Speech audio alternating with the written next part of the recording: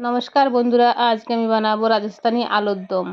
সবাই রেস্টুরেন্টে খায়, আজকে আমরা বাড়িতে করব।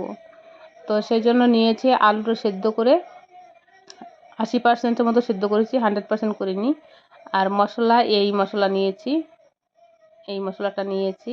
তো জিরা দিয়ে দিলাম 2 চামচ, আদা, কাঁচা লঙ্কা, রসুন, একটা পেঁয়াজ আর টমেটোটা বিচিটা ফেলে দিয়েছিলাম।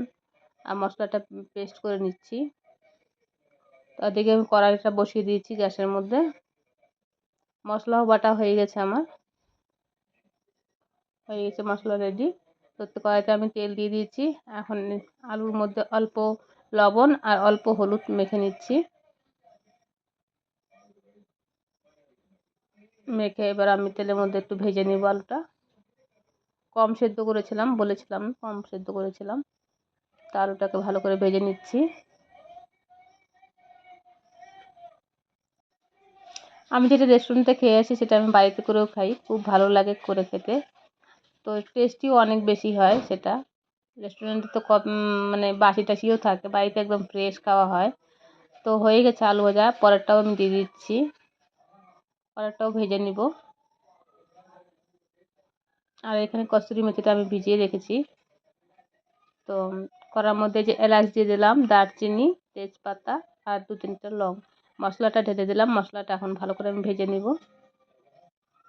ভালো করে মশলাটাকে কষে নেব। এর মধ্যে আমি মশলা দিয়ে দিচ্ছি লঙ্কার গুঁড়ো, হলুদ আর লবণ, একটুখানি ধনিয়ার গুঁড়ো। তো ভালো করে এটাকে কষিয়ে নিব এখন, যতক্ষণ কাঁচা গন্ধটা না যাবে। বাস হয়ে গেছে মশলা কষানো। আলুটা দিয়ে দিলাম। গ্যাসটা কমিয়ে দিয়েছি। দইটা আমি ফেটে রেখেছিলাম, সেই দইটা দিয়ে দিলাম। তো ভালো করে এটাকে নেড়ে মিশিয়ে নিচ্ছি। ভালো করে নেড়ে মিশিয়ে নিলাম। তো গ্যাসটা এখন আমি বাড়িয়ে দিয়েছি, অল্প জল দিয়ে দিলাম, এতে ভালো করে মিলে যাবে সব, যেটুকু গ্রেভি লাগে সেটুকু আর কি। তো এই তো হয়েই গেছে এটা। এর মধ্যে আমি এখন দেবো একটু গরম মশলা আর কস্তুরি মেথিটা যেটা ভিজিয়ে রেখেছিলাম সেটা চিপে দিয়ে দিলাম। বাস হয়ে গেছে রেডি। তো আপনারাও করে খেয়ে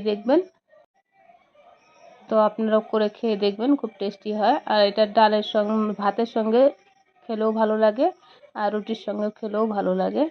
ধন্যবাদ।